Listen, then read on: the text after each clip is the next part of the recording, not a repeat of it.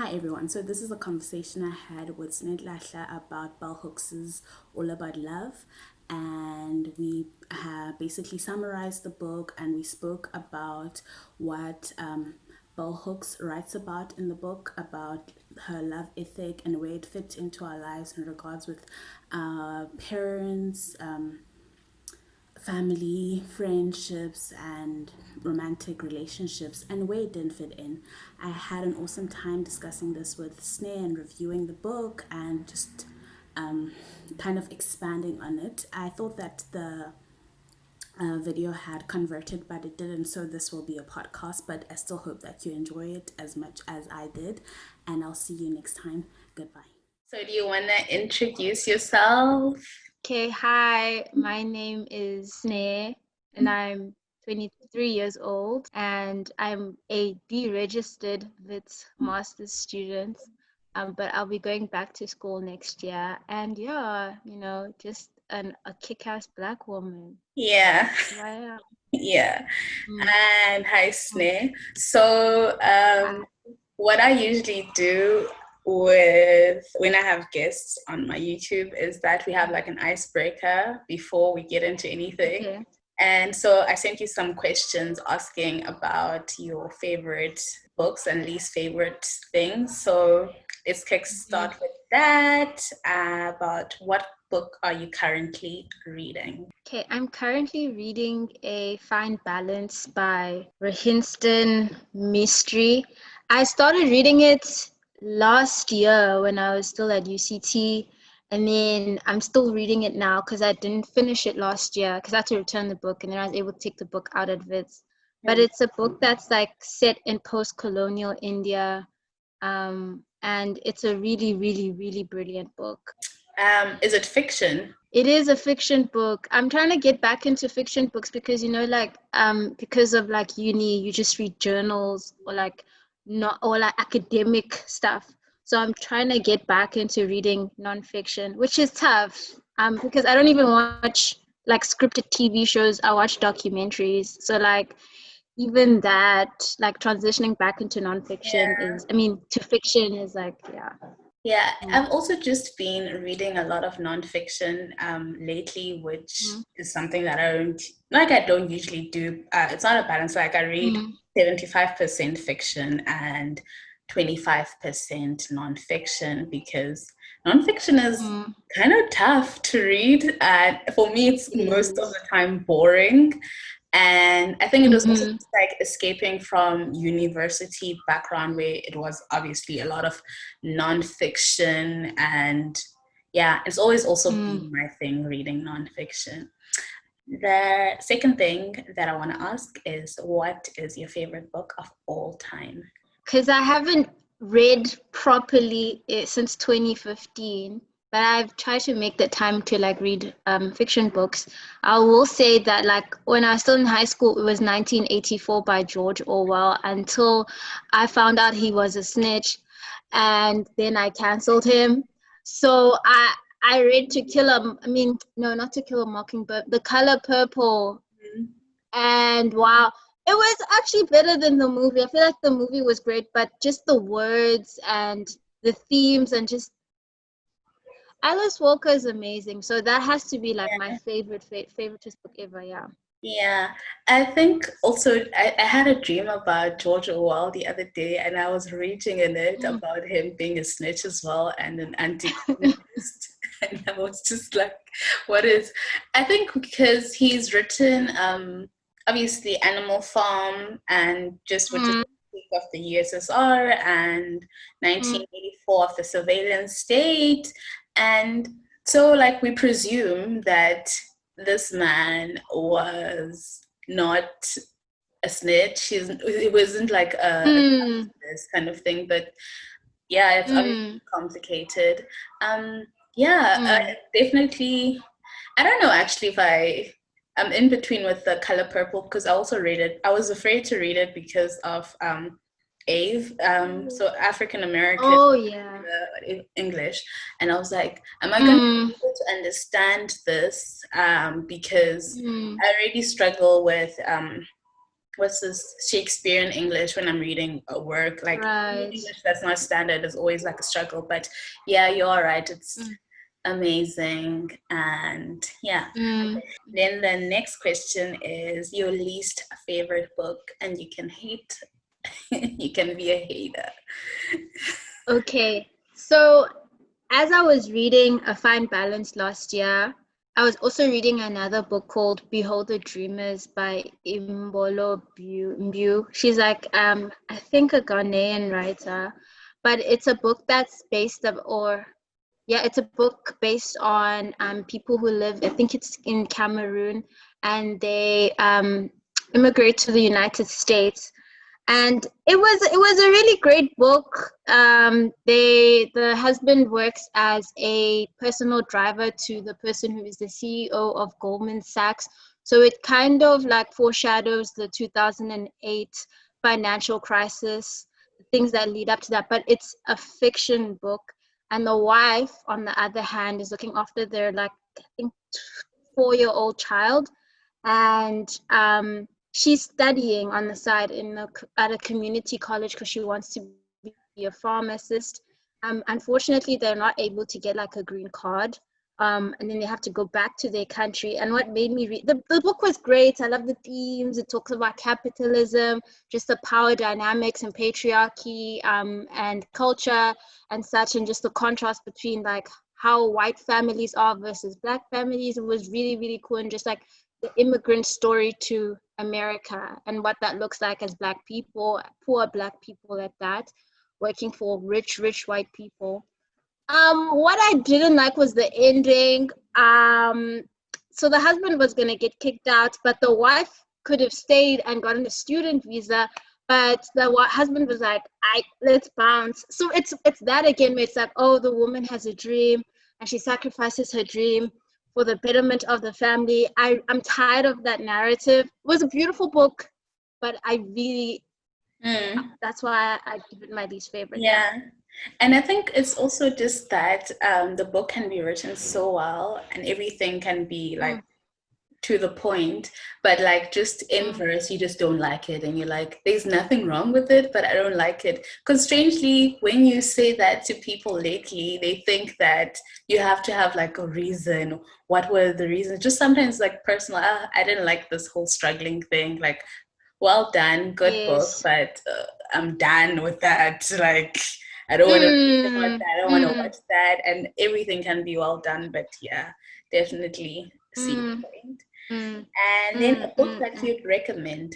Okay, so I've just started reading another book alongside the fiction book that I'm reading, but this is a non-fiction book. It's called The Ethical Slut, by Janet Easton. I'm looking at the name. It's Janet Hardy and Darcy Easton. Yes. So someone recommended it on Twitter. I think the day when August Alsina had that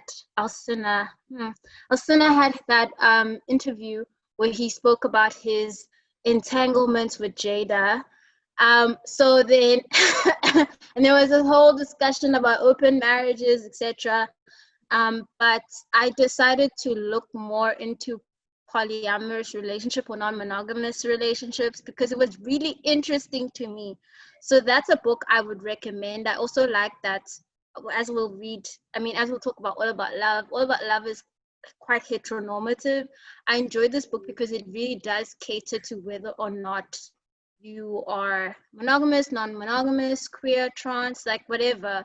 So it's a really, really good book. And it also made me question like relationship hierarchy and why we value romantic relationships, especially cis heterosexual relationships.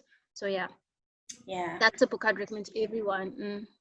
And then last question is book that you dislike that everyone seems to love. The Great Gatsby.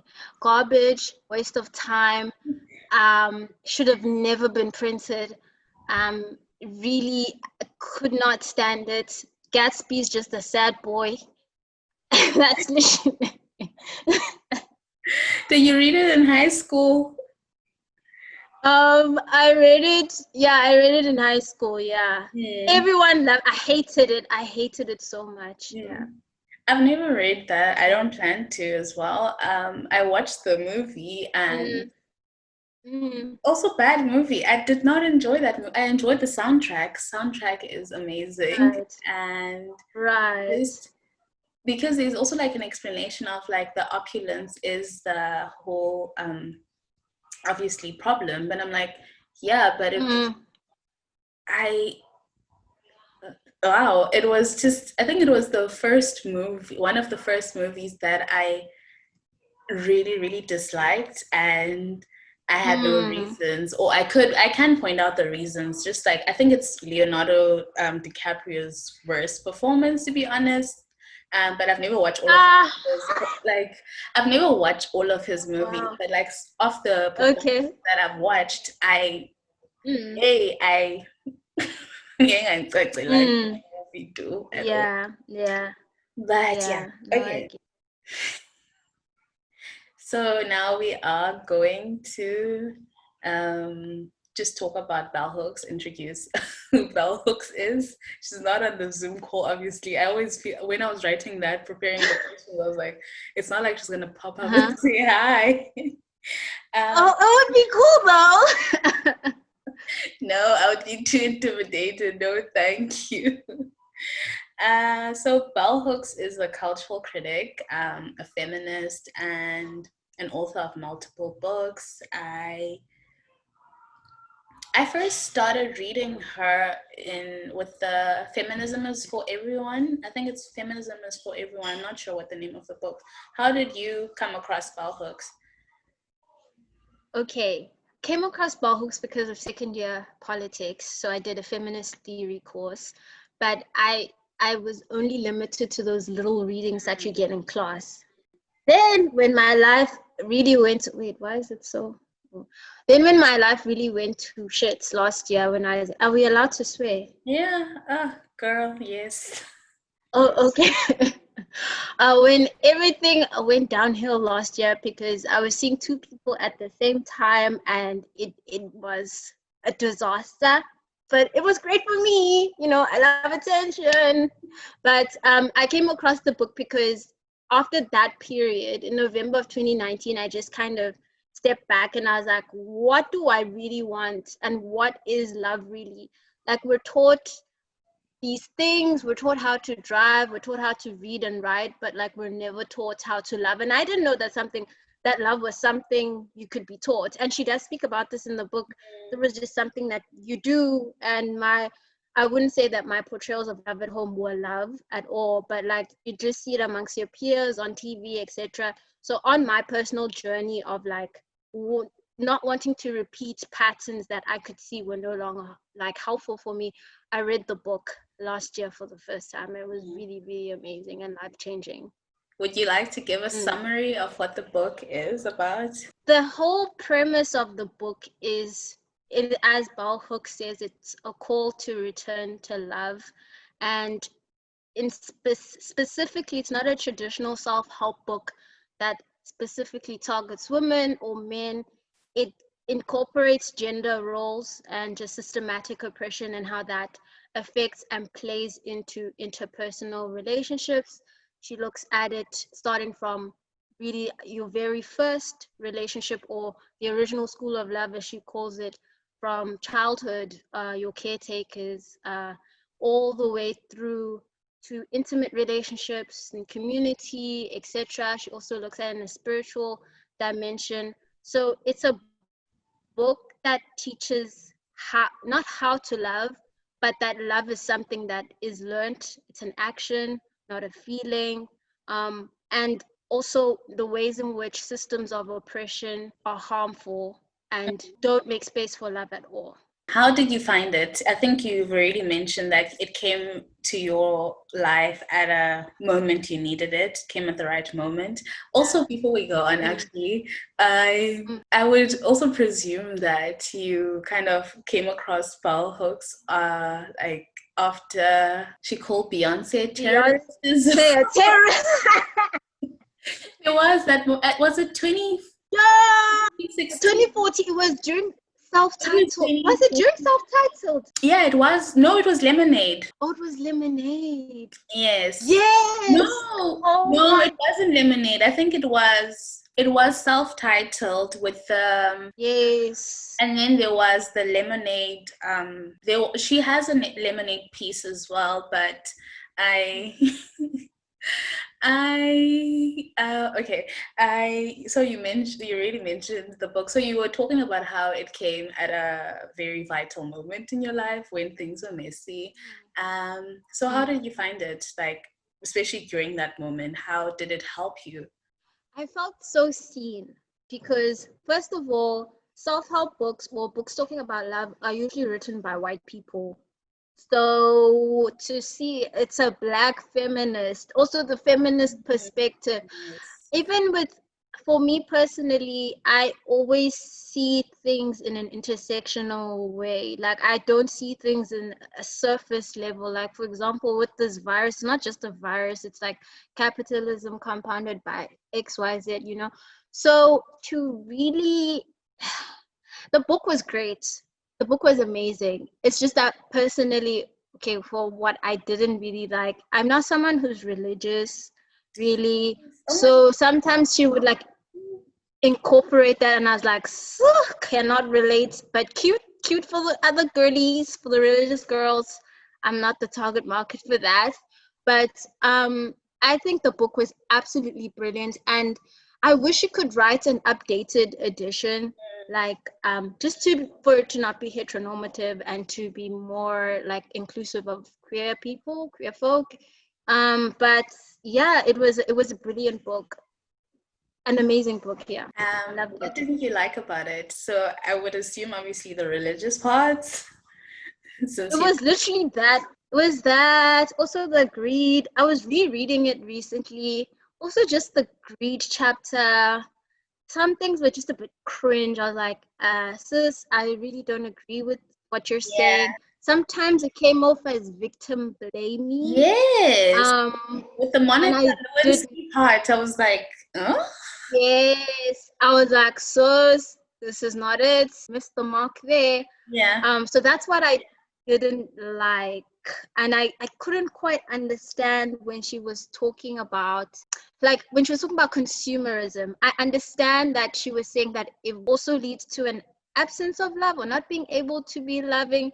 But I'm also like, okay, but, consumerism is caused by, like, capitalist system and how we're like kind of force fed to aspire to wait first of all to just survive and to live whatever. So I couldn't quite, I don't know, maybe there's something missing there in her analysis. Yeah. But yeah, that the greed chapter was just a bit and then the spiritual elements were very Yeah. catered to people who are religious. And I think with my issues with the book obviously were the religious and spiritual parts as well, because I am not like religious or very spiritual at all. And so it was just Right. like, what am I doing here? And also my school of thought is that this life is meaningless, but it's not like the edgy person kind of meaningless, but like I'm saying that it's meaningless. It's just like I'm here, I have a consciousness, but I'm still willing, as much as I know it's meaningless, I'm still gonna do good. And I still do believe that we should do good for other people, like people who are like being oppressed and for years and still are oppressed, and that we should end these systems of oppression.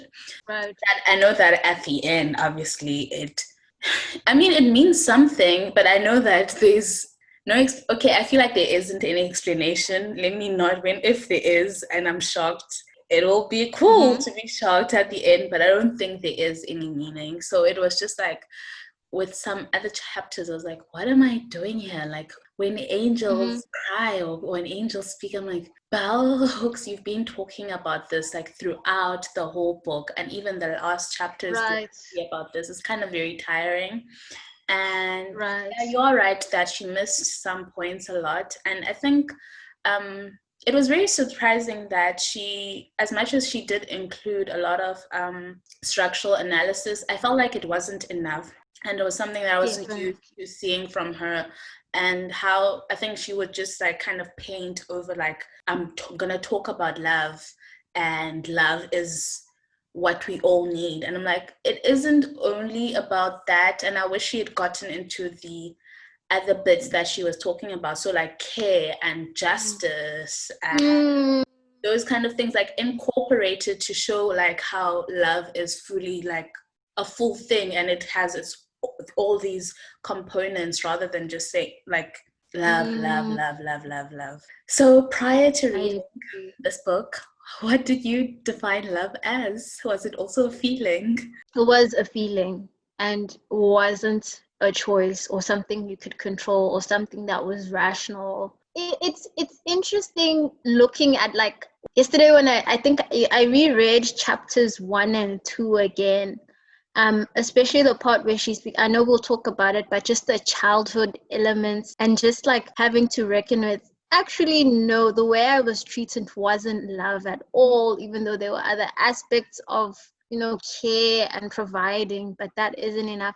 But love was literally, okay, girl meets boy, or white girl meets Mm. white boy. Let me say that because that was Disney Channel mostly, all of the Disney original movies that I watched.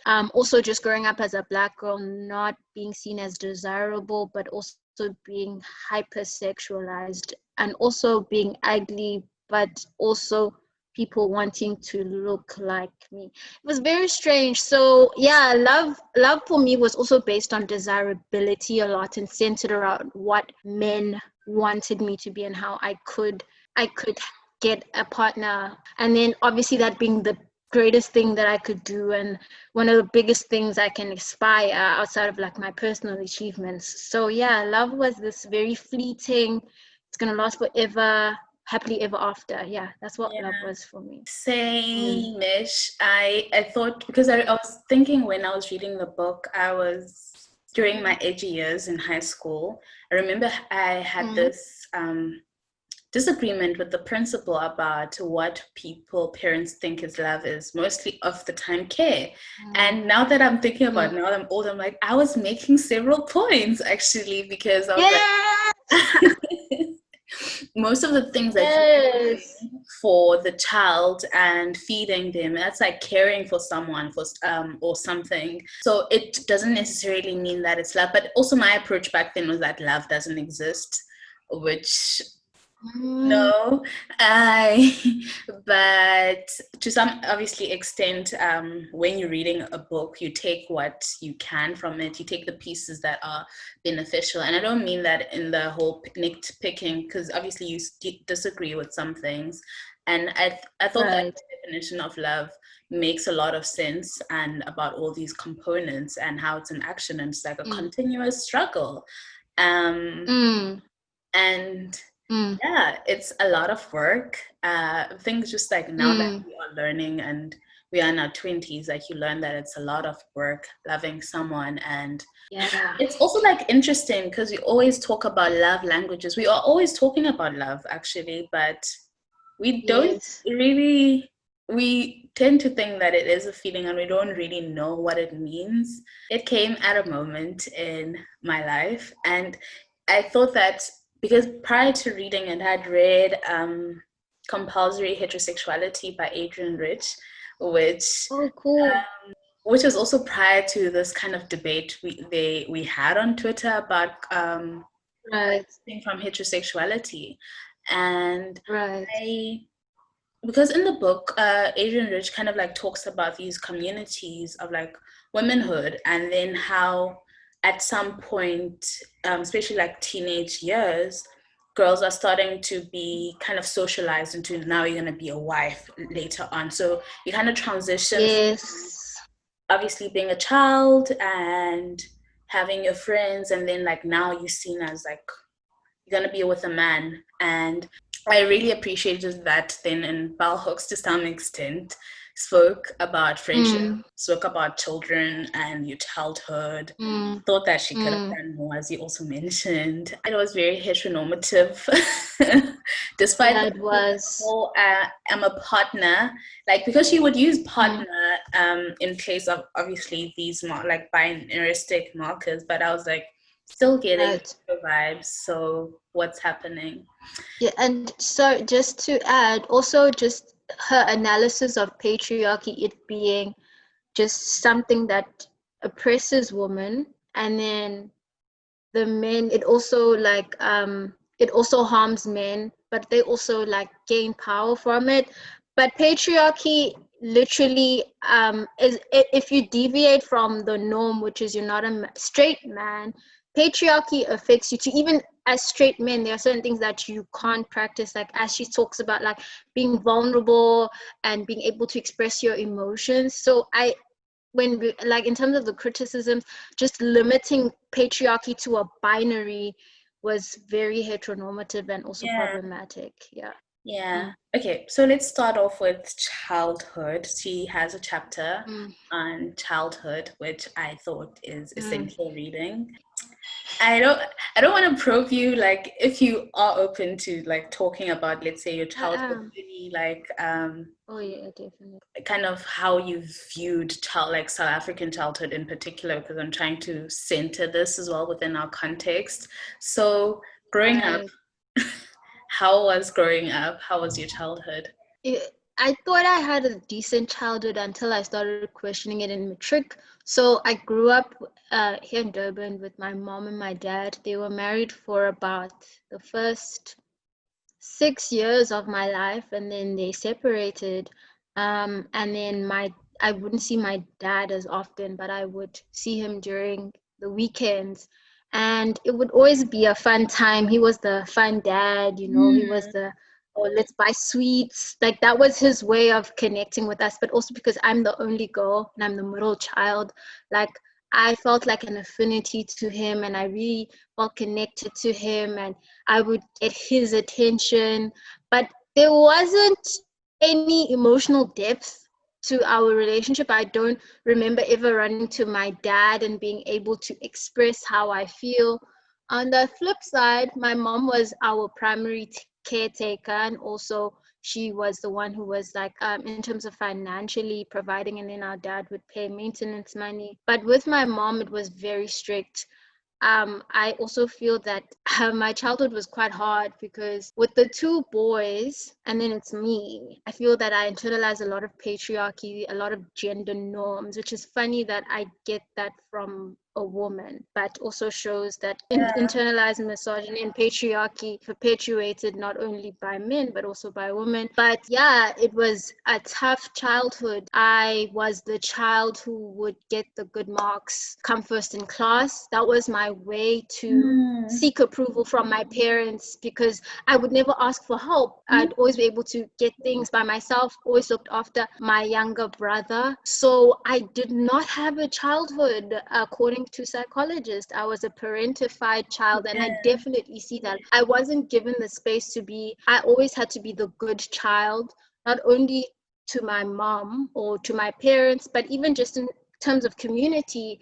I was always the one who'd be seen as, her future is bright, even with teachers, with church, etc. So my childhood was very lonely. I took on responsibilities I should not have taken on, and there was definitely an absence of love because I couldn't fully be myself. Everything was done to please because I wasn't receiving attention and love just for being a child. My attention and approval was based on what I did and how it looked for my family or how Yeah. it looked for my community. So that really broke me when I reached high school, because then all of a sudden I wasn't coming first in class. All Mm, of a sudden I don't have full colors, I have half colors. So like that shit really messes you up because it's like, okay, then I'm not valuable, mm. then I'm not, where do I get approval? Like, oh, mess me up. Really, it was not cute. Childhood was not cute, and I'm still recovering from it. And it's a lifelong thing, obviously, but that was not a cute time. Because when I was reading the book, 'cause prior to reading the book, I was also thinking about the ways that I was raised as well, and parenthood that I would have liked, and I thought would have been beneficial to my well-being. And you are definitely right about how we don't actually value children as people, like wholesome people, that you don't have to be a good child to be loved, and in like the full sense, because we, to some extent, obviously, we do take care of children, and most of the time, we can take care of them, but what does it mean if the child is not being good, and that they aren't like a bad child? Because now you are acting and you're presenting yourself that you understand, that like Bell Hooks talks about this, you're presenting yourself as a person that, because you learn these languages, you see that, okay, grown-ups are going to shout at you if you do A, B, and C, so you will try fulfill those like A, B, and C so that they can love you and give you the attention that you want. And you can't like, oh, okay, I feel A, B, and C. I don't feel taken care of. I don't feel listened to, because they'll be like, why are we listening to a child? Like, what's there to listen to? Are we not feeding you? Are you not being fed? Are you not being taken to school? Am I not giving you A, B, and C? And then we are surprised later on when the repercussions are this or whatever. Like, yeah. And I always see this, because I think a couple of weeks ago, there was a TikTok, and I think you saw this as well, where there was this mom who was just took a different approach to parenting, where they don't put their child for time out. And so they have like a therapy corner for their child, where the child is just like taking a break for themselves and thinking about whatever conflict was there. And just under the comments was, as usual, it's not a surprising thing. Under the comments, it was just people like, what's wrong with time out? And to be honest, prior to that, I would also like thought that time out is fine. Like, just go to your room and do like whatever. Like, you can't do A, B, and C. But now that I think about it, because I'm also learning about abolition, it's just like, it reminds me of solitary confinement. And oh my God, I love that you linked it to abolition. Obviously you're gonna feel, I'm not necessarily against feelings of shame, but like you are embedding shame into that child by, okay, you did A, B, and C, now go there, and you're gonna sit there until you realize your mistake. And I'm like, why isn't, let's say, the first approach like just having a conversation? Like, I don't remember when I was a child having like sitting down and having a conversation with my mom. My mom was also my primary caretaker, like talking about my feelings or talking about my friends and talking about anything, like my own interests. So like I didn't have that growing up, and it's just, obviously there was a lot of beating as well. That's a sad skill. And it's just like it's very interesting that there's like this kind of, I can't say emergence, but a lot of parents who are trying to break these unhealthy habits are now speaking about them. Okay, I do this for my child because I find that it's beneficial because of A, B, and C. And just the resistance, there's a lot of resistance. Like when we're having conversations about, okay, maybe we shouldn't be giving our children hidings, and the resistance, like I love when Bell Hooks says that love can't, is not abuse, because the opposite of abuse and neglect is love and affection, or love and care. And I'm not sure, parents don't want to interrogate the ways in which they really do harm their children. And I think, as one of the things that I tweeted about 2 months ago was, the question, people shouldn't be asking themselves whether or not they want to have children. They should be asking themselves whether they want to be parents, because children aren't property or something that will make you feel better, or something to project your dreams on, or a project. Do you know what being a parent encompasses? And part of parenthood also really means, sometimes when you have a child, it triggers your childhood trauma, like you really need to dig deep and really break intergenerational trauma and what it looks like. Look at how did my parents treat me, and change patterns, because patterns can be changed. So yeah, and I really do love when you spoke about the abolition part. There's this really important part of abolition work called transformative accountability, and also restorative justice is also just a really important tenet of like abolition work. So as you said with that TikTok, just putting the child aside, the child is able to take accountability, and that is also part of love, responsibility and accountability. But also learn from it and not be shamed, as you said, or to use like a punitive measure that will be harmful. I really, really love that question you had on Twitter about, do you want to become a parent? Because most of the time when we talk about parenthood, I think we recognize our own childhood traumas and we think, okay, we aren't going to do these when we have children of our own, which I think a lot of people can sometimes escape that, but it doesn't necessarily mean that you're like a better parent than like a good parent. I definitely agree with you, but we are projecting most of the time our own dreams. My child is going to play soccer. My child will be they're gonna start violin lessons at this age. I'm like, Yes. You want to play violin, you want to do whatever, you want to play an instrument, go play an instrument. Like, there isn't an age to start an instrument. Like, you can still, like, as a 29-year-old, go play an instrument. Like, why are you waiting for someone? Have you asked that person if they want to play the violin or want to play soccer? And it's just like we view them as literally projects, and if they don't fulfill these expectations, now it's going to be confusion or whatever response. And it starts, in terms of projecting on our children, it starts with, I want a boy or I want a girl. That's where it starts, because gender, sis, it is not for you to, you do not have an authority on a child's gender. A child, whether or not whatever gender they are, will be that. So it even starts with something as simple as, I want a boy or a girl. That's where the projection starts. Following your read, first, second, third read, how did you navigate your relationships? Because now that I've read the book, I'm like, will people agree with my own definitions of love? Will some relationships cease to exist because I'm introducing these new definitions and how I feel, or not feel, how I think love should be? How have you navigated that? Okay, this is really, really great. I get to talk about my partner. Okay, I'm in a really great romantic relationship for the first time ever in my life. So it's with someone who is very understanding, and I'm able to really speak to them and be myself. Because something else that I love when she touches on how gendered just like our romantic interactions are. She speaks about how as women we have to kind of people please, and we have to dampen ourselves down, because when we do seek a mate, or as cishet women, as we try to seek a partner, it's always from a place of lack. It's like, I have to find a partner. There aren't that many great men out there, which men suck, right? But just that mentality being drilled in your head that, I have to find a man, and when I find him, I have to make sure that I stay with him, scarce, whatever. And then for men on the other side, they can get away with anything, basically.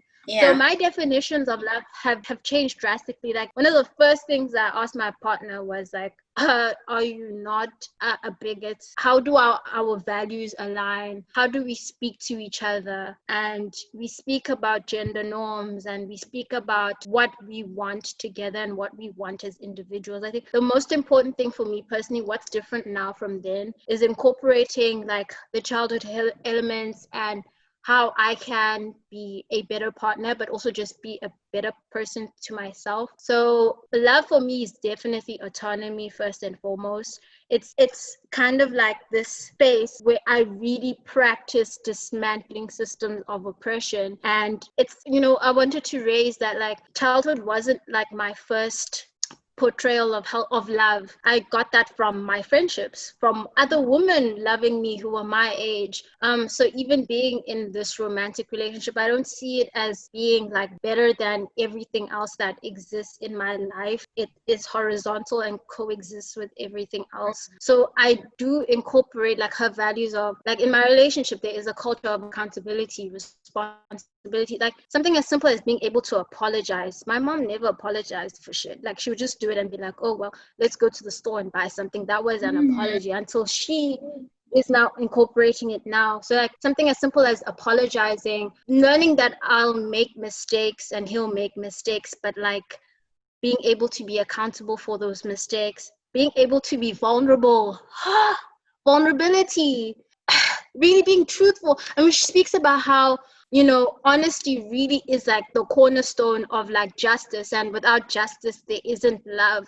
Like you really have to be honest, and honesty is something that isn't valuable, and patriarchy doesn't want us to be honest at all, because we have to pretend and put on a role so that we, as women, that we stick to our partners and never lose them and keep the peace, etc. So yeah, I would say that my relationship has been transformative because of my values, and that I'm being honest for the first time to myself. So yeah. And with your friendships then, because you mentioned that you've always, prior to being in a very healthy relationship, that you had very loving friendships, but how has it been like kind of like reading the book now and navigating friendships? Because obviously there's things to be changed, and like there's always room for improvement. Sometimes that's friendships true. break apart, and how have you approached that? Like, are you loving your friends better? Or like the topic of friendship is so touchy because I've had so many friendship breakups consecutively. I would say from September last year up until maybe a month ago, I've just, in terms of loving my friends, it's something that I'm still quite learning, because it would be, we're in a group because we go to school together and then we're in university together, but we'd also be very emotionally supportive. I think that was like the difference, and I could be myself and they were like-minded people. Loving my friends. One thing that I'm learning to do is being able to be more confrontational, and to be the honesty part of it. As I said, the confrontation part, and also being able to receive when I have done something that's been hurtful to someone else as a friend. So I am trying to find the balance between that, also linked with the transformative accountability of abolition, and trying not to shame people. I'm still learning. I have to, my friendships are quite different, and also I try not to seek romance from my romantic partnership. I really crave romance from my friendship and intimacy from my friendships a lot, like a lot. So yeah. Yeah, I thought that in the book that she could have written more about friendships, to be honest. And like, I was very surprised. Communal relationships, as a feminist herself, because she's an academic and she's had so many experiences, because obviously she's older than us. And yeah, I definitely agree with you, because I share the same sentiments with, I am not confrontational at all. There was this WordPress blog back in the days, and this man was just like, if I was put in a situation where I had to fight a bear or confront someone, and then they were like, I'd obviously confront someone because it's a bear. And I'm always like putting myself, I find that if I'm not being honest or confrontational, and rather, let me say honest, I feel so bad about myself, and I have this internal fight, but why didn't you say anything? Now I'm like viewing myself in a very negative manner, and I'm like, if I was honest, because like there's kind of that relief about being honest about anything and not lying and not covering, you feel like lighter about everything. And it's a constant struggle, because we mentioned that it's a lifelong thing, and we won't always meet, like we won't always whatever figure it out. And also friendships breakups suck a lot They do, because there's like an investment there, and it's something that we never expect. Actually, I think it's also just like we are indoctrinated to think that the only breakups that people will experience are romantic sexual breakups, and then friendship breakup comes, and you're like, what? We thought we take friendships for granted so much, and we don't think that any work that we need to put into there, like it's seamless, like it's a smooth ride, and then we are shocked when it isn't. Yeah. And then a question that I want to ask is, you've spoken about accountability, and I've been thinking about accountability a lot lately. Obviously, accountability within our own relationships is like an easier thing, but just like a communal thing. But okay, someone from another community. So I'm gonna broaden this by like celebrity talk, but I'm gonna come back, like just walk with me. But like I've been seeing a lot of content about accountability. So let's say a celebrity does something really, really bad. Right. Like, okay, this person needs to apologize to A, B, and C. I'm like, why? Like I've been thinking lately, like, why? Not in the sense that they shouldn't apologize, but like, are they accountable to the whole world or to the communities that they belong to? Obviously, it depends case by case, because they are representatives of something. And just then thinking about the whole question about accountability and being able to say sorry. We are in a culture where we aren't able to say sorry and apologize to people. I think it's also just like we think that saying sorry is you being weak and you've lost. Right. As a person, like I'm fine with saying sorry, like to someone, but I always also feel like I'm not perfect in any case, but because I always feel like I've conceded and I've lost a game, I've lost the fight, I've lost the argument. Right. Sorry, rather than thinking, okay, yes, you were in the wrong, like A, B, and C. Because I also had like a conversation with a friend of mine where we had some trouble, and when we were having like the whole conversation, like laying everything to the table, that it was very easy to apologize, because they also like apologized to me as well. Okay, we were both in the wrong, like A, B, and C. We should have communicated like this. We should have vocalized all of these issues by then. Yeah, I think it's also like Nyanbana, we always feel not heard. That's why it's so hard to say sorry. But how do you apologize? How do you apologize to your friends, to your family?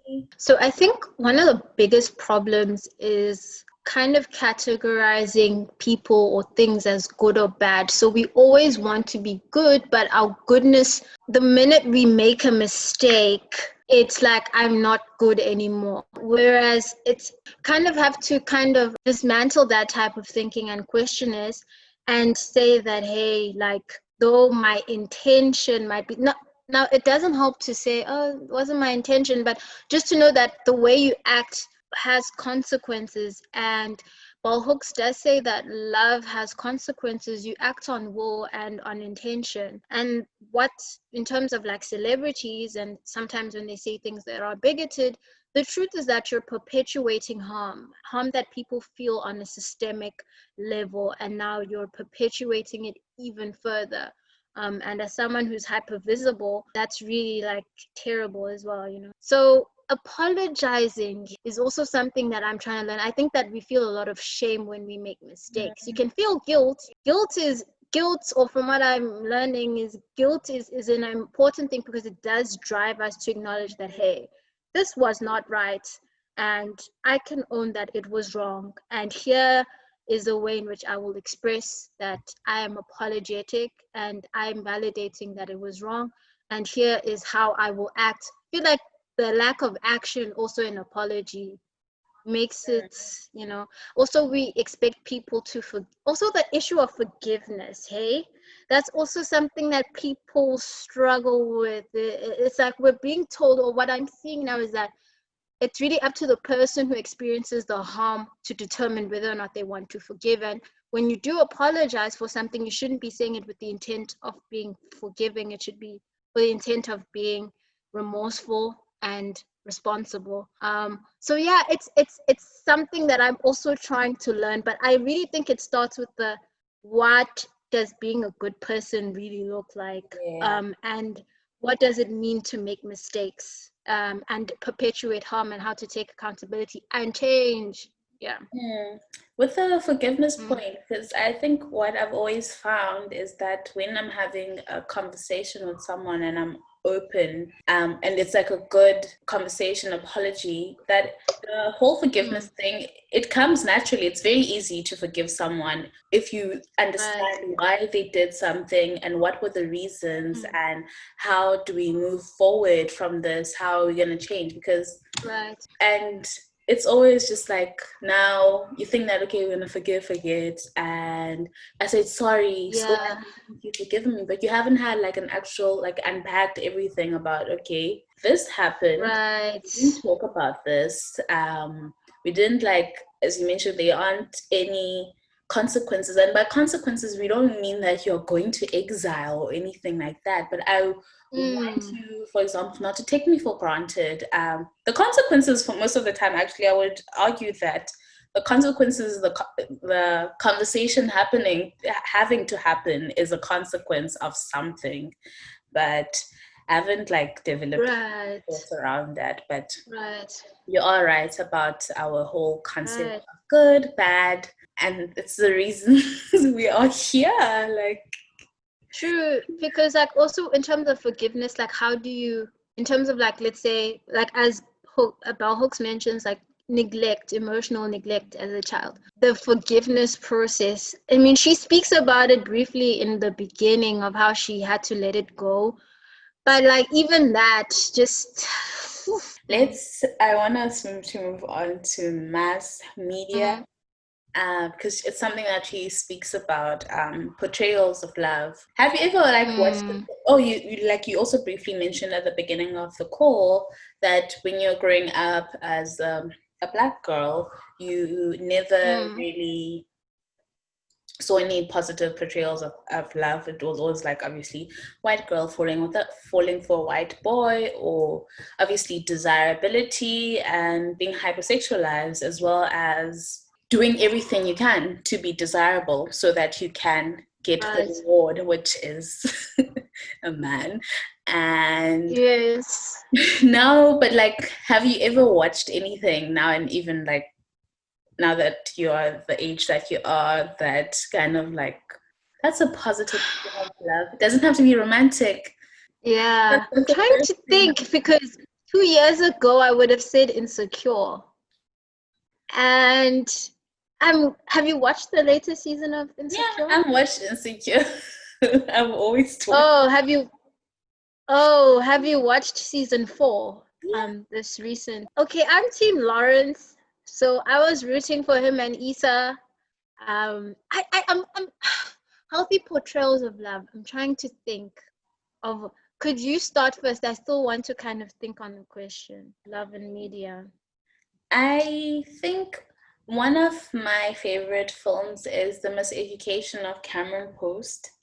It's basically a movie about this queer white girl who is sent to a conversion camp, and she befriends a disabled Black girl as well as a native boy, who are also like lesbian and gay respectively at the camp. And like, it's a conversion camp, obviously, and it's abuse what's happening, but just like their friendship develop and them leaving, that like deciding altogether that we're going to leave this place, was a very positive portrayal of love. Like, I'm not like, I enjoy like romance, like in the even outside like the context of friendships, like I'm fine with it, but like my biggest positive portrayals of love always come like from chosen families. So in Moonlight, for example, when like Moonlight is a very traumatic film, to be honest.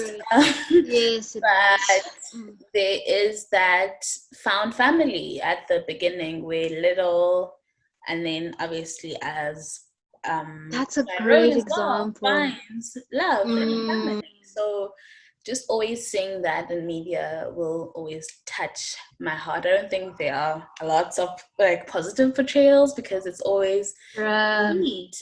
How am I going to change myself to fit this person's image? Something Bell Hooks also talks about, like, you are kind of like, women are taught that you are going to do anything, you're going to be manipulative, and we like, it's very easy doing that. Like, I'm going to manipulate myself and manipulate the other person to I'm going to change myself to fit this image. This is how a partner looks like. And it's not exclusive to heterosexual relationships only. Like, we can't do that. We think that only a person can only fall in love, not fall in love, but like be in love with me if I fit this image. Right. Yeah, I think I agree with your choices actually, especially with Moonlight. Now that I think about it, even the tumultuous relationship that he has, or challenging relationship that he has with, what is the character's name when they're in the end scene where he goes back to where he works with Kevin. the Kevin, there we go. With Kevin, I really appreciated that, like just that intimacy of it as well, you know? Yeah. Especially the end when they're adults, yeah. Have you watched anything South African and thought, oh my word, positive love? Can't name anything because I was just thinking, let me think to my earliest days. Generations, can't really say, nope, not really. Yeah. I can't. Same, because I, prior to the, like, even when I was reading it, because I was doing this at the 30-day, I don't know, questionnaire, and they were like questions about love. I'm like, even in all of the books that I read, romantic books or films that I watch, I wouldn't say that these are positive portrayals of love, because there's a lot of deceit and there's a lot of like misogyny, sexism, patriarchy, and I don't really think of that as love when I'm talking about, like, obviously romantic sexual relationships. But I just think that there are two people who meet and they like whatever like aspects of the personality, but like beyond the film, they would break up.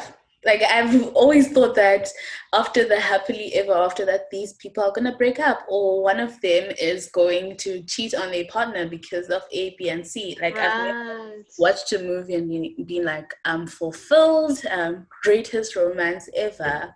Or if it was the greatest romance ever, it was just also like a fucked up situation, because one of my favorite films, Phantom Thread, is that the woman poisons the her partner because he's just like, he's the worst, but she's in love and he's very stubborn and is like always replacing his partners once he's bored, kind of thing. But then he finds out that she's been poisoning him, and she then like, he accepts it, and they kind of like in that they go on, they're gonna have a relationship forever. I'm like, that isn't healthy. I love the movie, but like, that isn't healthy at all. Right. Yeah, it was very, because when I was thinking about also this in like South African context, it's just like, I feel a lot of despair of this country, but it's not, we aren't an exception, to be honest. Like, there's nothing unique about us, but it's just, yeah. I just hate how deeply ingrained like gender norms are in our culture, and how patriarchal, especially when it comes to culture. Like, people do not want to interrogate, question, change. It really, yeah. So I think that also plays into the whole mass media representation in South Africa. It's conservative. It is. But yeah, it is conservative. It's conservative. I mean, even if they have queer couples on, it'll be stereotypical, be hypersexualized. It's like, come on, you know? And I was thinking about, like, when last do we have any queer couples on TV in South Africa? And I do think, like, I'm very about representation, to be honest, but like, I do think that the country does need it. I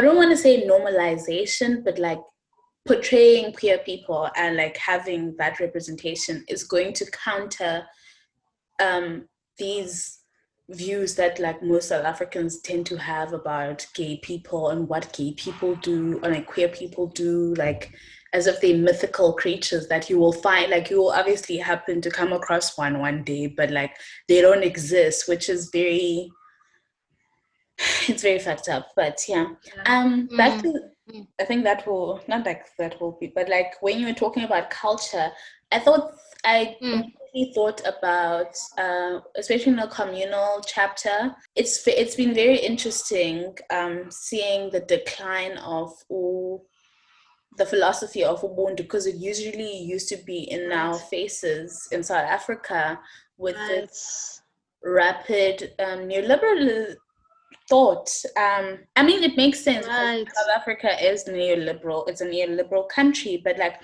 I thought that there's something that can be said about Bell Hooks's love ethic and with Ubuntu, but like also just it's very odd, obviously, in South Africa because we're very individualistic. We think that people don't need one another, but like at the same time, we keep emphasizing that everything in South Africa is a community. We help one another. We should be fighting for South Africans, and South Africans should be having jobs. These foreigners are having these jobs, and then we go on, but it's Ubuntu to actually be fighting for South Africans. So, do you think that like Bell Hooks' love ethic is Ubuntu, or how would you connect those two? I saw your question and I really had to think about it. Hey, it's quite difficult also because like if you just to position like where she is in the world. She's an American, African American woman. She lives in a Eurocentric, I think to some extent, but it's really I don't have a straight answer for you, but like I do see a rapid decline in like community and just support, even as like when you written in your question, just something as simple as seeing people hoarding like food at the very beginning of the pandemic, when it was like the outbreak of it, and just like where we are now. It's challenging. It's very challenging. I have to say it's really challenging.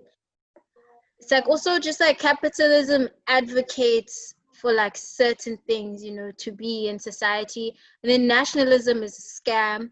So when you were talking about like the Afrophobia in this country, and it's targeted towards Black, so I'm not sure if it can, the love ethic. I don't know.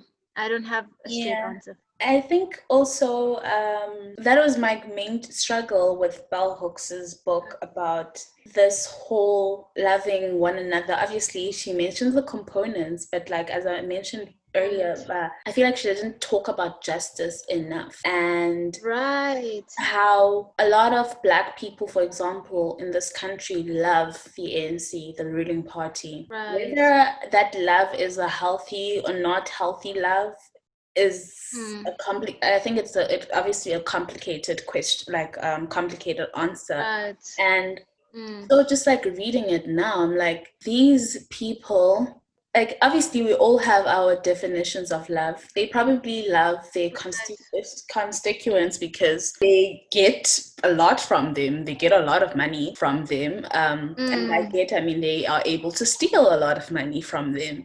And the money meant for the people. And just then I don't know, like, how do you feel about advocating that love will diminish or help destroy all of these systems, or can be a part of like a journey to destroy these systems? I think maybe the love could be used as a way to kind of, as a way to what is it called? organizing. I think that could, but also it's with the way that she defines love in the beginning. She says that it is something that you think of, like there's rationale behind it. I don't think it's fair. I hate the notion of, oh, we must love white people, or it's all kumbaya, because that's not love in itself. It goes back to the neglect, and just silencing, and you're not even really able to be yourself, so there isn't authenticity to it.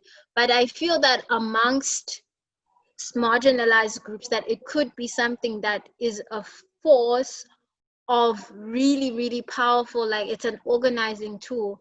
Like, for example, like even in the Black community, I really hate the fact that we're all, if we look at what's happening in the United States right now, how the African American people are able to rally and fight when a Black man is shot, but when it's a Black woman, when it's a Black trans woman, when it's a gay person, etc. So then the issue, I don't think love can coexist with systems of oppression.